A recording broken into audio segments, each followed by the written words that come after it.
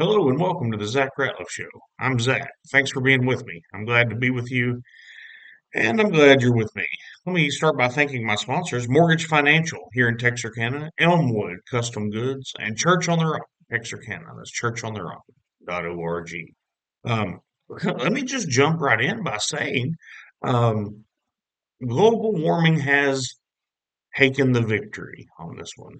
Even though there's more ice now in the polar ice caps, and even though there's more snow, and the world didn't burn up by 2012, like Al Gore said it would when he invented the internet, was talking about man, bear, pig. Um, Global warming's won.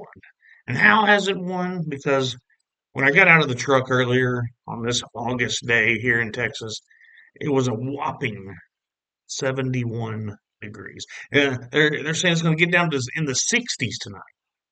That's unheard of. Yeah, I mean not unheard of, but that's a rarity in Texas in August, especially at the end of August.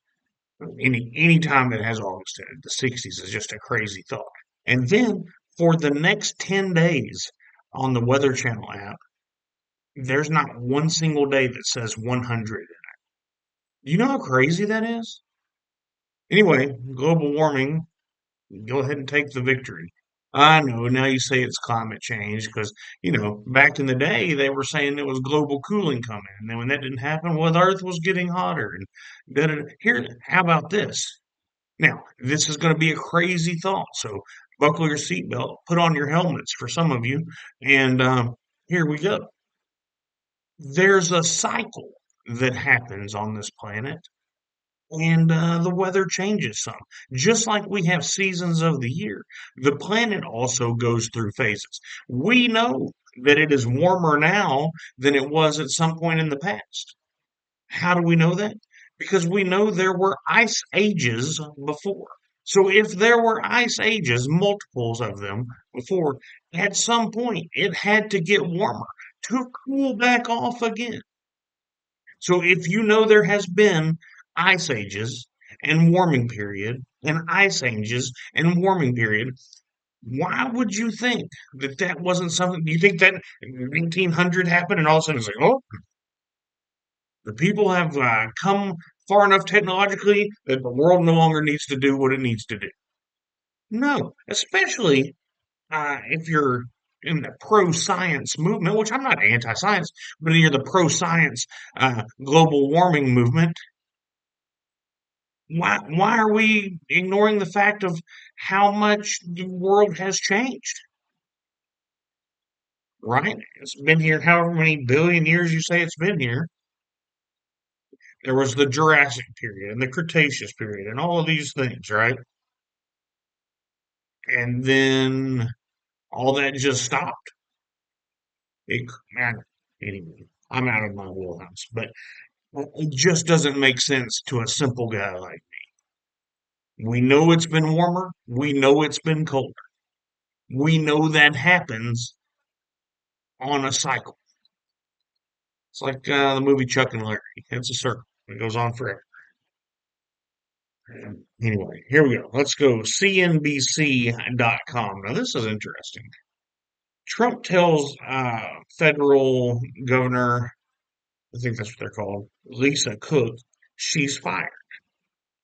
So she's on the board of the Fed. He says, hey, you're fired. Now, why? Now, he's saying he has cause because she fraudulently filled out her mortgage application, which is illegal. He's saying, hey, that's cause, even especially being that she's on the Fed, right? But trying to get a better interest rate, she lied on her mortgage application, like Adam Schiff and like Letitia James and all these other Democrats.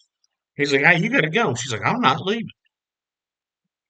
Which brings up, an interesting point. Presidents can appoint the federal chair, the chairs of the Fed, and all that. Federal governors, I don't know what they're called. But how do you get rid of them? Because the Fed technically isn't a government entity. The Fed is, and there's a lot of people out there that'll say this is why our money has problems because the government doesn't have any control over it. And that can go into a whole long thing. But Can he fire her? This is, and so she's lawyered up. This is something that the Supreme Court's going to have to decide. I believe he can. If they can appoint him, they should be able to fire him. But we'll see. Well, I'm interested to watch this. However, she's not laying down. She's not giving it up. Um, so if she leaves, then you put another Trump appointee on there. These interest rates will start to fall at some point. I guarantee you in this next Fed meeting in September, she's going to vote against lowering the rates just to put a thumb in the eye of Donald Trump, which is what I believe Jerome Powell's been doing anyway. So I think this situation makes it tougher for interest rate cuts to happen this year. Um, but we'll see what happens. Now, I don't know how many of you follow this next lady. I had her on the radio show before, I had her husband on the show when I was there, and then met them when they did a seminar here in town. At one point, her name's Chris Ann Hall, and she's a constitutional attorney out of Florida. And man, she knows her stuff. If you get a chance, go read her article. And it's about this Reuters article that Trump orders a crackdown on U.S. Flag burning, desecration, raising free speech concerns. And so Chris Ann goes on to say that, hey, Trump desperately needs a real constitutional advisor. She says Pam Bondi is not, never has been. She's not a fan of Pam Bondi. I mean, at all. Um, she says the executive order isn't even enforceable. Now, and I don't know. I don't know the law. I'm no constitutional attorney. I'm no attorney. But here's the way I understand it. You have the freedom of speech to do what you want to do and say what you want to say. There goes Jason. To say what you want to say. That being said, as long as it doesn't, everybody's rights are making sure they don't infringe on everybody else's rights. So I don't want to see anybody burn the flag. However, I believe that you have the right to do that as an expression of your free speech. Now, here's where it gets hairy. If you set a pride flag or a Palestinian flag or an Iranian flag or whatever other flag LGBT makes up for the day, if you set that on fire and they arrest you and charge you with hate crime, what about my free speech? I'm allowed to do that. So why is the only flag that you're allowed to burn the American flag? And so once again, I think this is an overcorrection. Um, just kind of like I think the Ten Commandments in the classroom are an overcorrection. I'm for the Ten Commandments in the classroom if the teacher wants them to be there. Now, I'm for, like when I was growing up, you stand up, you do the pledge over the loudspeaker, and then there's a prayer, or you stop and have a moment of silence for you to pray if you want to. I'm for that. But just like that, I think it's an overcorrection because at some point, Donald Trump, in the next 5 years from now, Donald Trump won't be president, and we don't know who will be. And we don't want them to be able to dictate to us through executive order what we can and can't do. We are a republic, a constitutional republic. We get to say in our laws. Now, while I'm a fan of some of these executive orders, I'm also a fan of liberty. And so we have to make sure that we're on a point of, hey, and look, maybe he knows more than I do. I figure he does. But and what Chris Ann says later in her article is this is exactly what separates a free republic of men from a kingdom of subjects. That's exactly right. We don't bow to the mercy of someone's day, even when we agree with that person on 90% of what they do. If we want to come out here and burn a bunch of flags in the parking lot, we can do that. Now, I'm against it. I support our veterans. I love our country. I think God has blessed us with the greatest country to ever been put on the face of this earth. We've created more freedom religiously, economically, and elsewise than ever in history around the world. I would never burn our flag, except for in the way that the flag code demands when they're out and tattered. That being said, I think this brings everybody that's going to get mad about, uh, and going to support this flag. Do you pass by your neighbor's house and have an old tattered flag up? Do you stop and say, "Hey, that flag needs to come down because it's outside of the code of when you should fly"? That's disrespectful. If you don't get mad about that, you can't get mad about this. If you aren't disgusted every time you see an old beaten up flag or a flag flying in the rain, right? There's a lot more to the flag rules than just running it up the pole and then getting mad if somebody want either treat it with respect or don't. That's up to you, but you can't pick and choose. It's kind of like being pregnant. Either you is or you ain't. There's no in between. Either you respect the rules of the flag or you do not. And if you do not, that's up to you. But there's a lot more that goes on with it. So anyway, I'm interested to see where that goes. It's yeah, just a while ago. Now, did you see this? I believe it's up in Canada. Um, it's on Daisy Media on X.com. They were having a pride parade in Canada. It gets canceled because Palestinian protesters took it over. They're like, not today. Here's the thing. This is what I always say about pride. You can do what you want to do. You can be who you want to be as long as you're a consenting adult. But when you start going gays for Palestine and all that, they will hit you with rocks and throw you from roofs in the Middle East. Have no doubt that they do not support you being able to do that. You have to understand in the Middle East, they can rape you and do whatever, and it's your fault. They can murder you for being gay, and it's your fault. So why wouldn't they shut down a pride parade? Anyway, as long as the parade was operating inside whatever laws that you're allowed, I think it should be allowed to happen. Doesn't mean you have to go to it. Doesn't mean you have to march in it. That's always my issue with it. Don't force me to be there. Don't force me to march. But if people that agree with that want to be there, go do it. Anyway, on the Palestinian side, they didn't like it, so they shut it down. Let's see if they call them bigots. And these Muslim bigots. Let's see if that happens. I doubt it because people are afraid.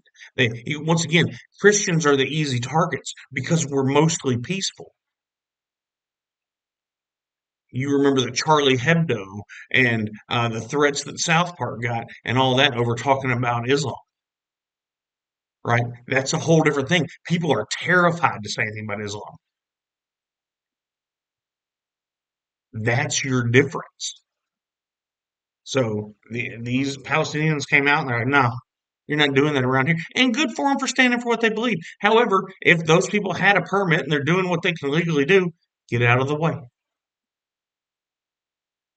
So just a wild it's a wild place where and the article says two woke groups. Let me promise you, the Palestinian group, like the true Palestinians, they're not woke.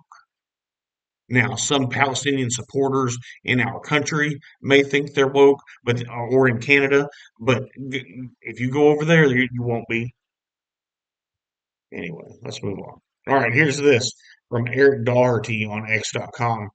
Um, it says there's this guy wearing a red Chicago hat, and it kind of looks like a Donald Trump hat. That isn't what it says. I can't really uh, tell what it says. It says "Make Chicago." I can't really tell what the rest says. Anyway, Chicago resident in red cap is sending shockwaves through liberal circles after calling on President Trump to send troops to their city. They're begging for him to send troops there. They're begging to get cleaned up, like DC's getting cleaned up. And so then this is what J.D. Vance said. This was on Fox News yesterday from a press conference in the Oval Office. He said, why are Democrat governors and mayors, he didn't say mayors, I'm throwing that in, why are Democrat governors angrier about federal law enforcement helping to clean up their streets than they are about the streets that need cleaning? Yeah, that's what's wild. Oh, we don't need your help here. Well, you're not doing anything about it. Stephen Miller, I think I've got an article on that. Let's see. Yeah. So this was on C-SPAN. Stephen Miller just said that the DOJ is working on exposing how Democrat-controlled cities have been manipulating crime data. We're going to see that a lot more murders happen than they even tell us. We're going to see that they classify them as act, not like with COVID, right? If you died from stumbling and falling down a mountain when they found you, if you had ever had COVID, it was a COVID death, right? To make it look worse. Well, they're doing the opposite with murders in these liberal cities. Oh, this guy was shot, but he fell in the street. He died from falling in the street. Right? It's going to be something like that. So we're going to see the lid blow off this thing, and they will have been padding these stats for years. Because remember, with the Democrats, the ends always justify the means. They don't care how they get there as long as they get there. They'll manipulate you, they'll lie to you, they'll steal from you because you're not smart enough to know what's right for you. You're not smart enough to handle your own money. You're not smart enough to make your own decisions. Only the rulers on the left know better than you, and they can take care of you, and they will lie to you and manipulate you in order to be able to do that for your own good, of course. Remember, only the pigs sleep in the house. But all animals are equal. Only the pigs are allowed to do certain things, but all animals are equal. But they'll also kill you if you don't jump in line because you're a threat to the rest of the farm because you won't get in line, and we would hate for everyone else to have an uprising. Does that sound familiar? Because that's what's happening. And I know Animal Farm came out years and years ago, but that's what's happening now. Look, Donald Trump, they tried to kill him at least twice, and they arrested somebody, what, 2 weeks ago, going to kill him, going to attempt to assassinate him again. He won't fall in line. He won't do what the left wants. He won't do what the establishment wants. They try to take him out. It's the same thing every time. We have to continue to talk about it. We can't be afraid of it. We can't run from it. But the manipulation of these crime statistics, I think this is going to be a big deal. And here's what I think is happening. You're going to see people like DC. Well, here's a crazy statistic that I saw. I believe it was yesterday. And that was that there hasn't been a murder in 10 days. That's a big deal. Like, it's shocking that you can go 10 days without somebody getting murdered in your city. What kind of standards do we have? Oh, we got a new high mark. 10 days, no murder. Go ahead. Let's go ahead and push for 11 days today. I mean, let's get crazy. Let's do something wild.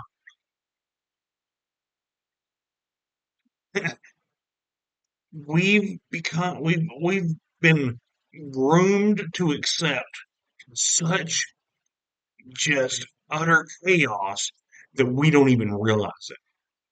It's like the smell of your house. Even if I'm not saying your house stinks. What I'm saying is your house smells like your house. And you don't necessarily notice it. But when you go to someone else's house, you notice what their house smells like. Well, they do the same in your house. Our house, we've grown to accept these crime rates and this craziness. Over time, we've been conditioned to believe that this is what we have to put up with. We have to put up with people being able to get out of jail with no cash bail. We've been conditioned to believe that, hey, some people are just going to be bad and we should accept it. No, we shouldn't. That is not the case. Anyway, let's see what these crime statistics do. Now, this is from the New York Times, and it's the article title is How the Electoral College Could Tilt Further from Democrats. And it goes to show how the population's changing into red states and how, New York and California and certain states are losing, New York, California, yeah, are losing population, so they're going to lose representatives. And then if we clean the census up and you don't start counting the illegals, they're going to lose a lot. Well, the Electoral College is based on your House of Representative votes. So if that happens, then they won't have as much power in the Electoral College, which then makes it easier to put a conservative, American loving person into the White House. So what you're going to see is an all-out assault on the electoral college now. It's an outdated thing. We don't need it because once again, they think they're smarter than the framers of the Constitution. They think they're smarter than you. They don't want you to have a choice. They want you to think you have a choice. They want you to believe you have a choice. But you don't have a choice. You're not smart enough to have a choice. You're not educated enough to have a choice. You're from Podunk, Arkansas. You don't get it. You don't understand the way it works outside of Nevada County. You don't understand the way it works outside of Bossier Parish. You don't understand the way it works outside of Red River County because you've never left there very long. You're not smart enough to know. We love you and we're going to take care of you. So they're going to be an all-out assault against against the Electoral College, all for your good, for democracy, of course. Because the Electoral College, it's not even democratic. It's anti-democratic to believe in the Electoral College. Why doesn't everybody get a vote? Because we're not a democracy. We're a republic. And remember what Marx said: democracy is a stepping stone to communism. And it's true. We're not a democracy. All right. And for how your Texas Republican legislature is screwing you today. Brian Harrison on X.com says, this was last night.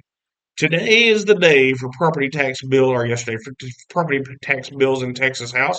But instead of bringing bills forward to cut or eliminate property taxes, it appears the only thing we will be debating is how much your property taxes will go up.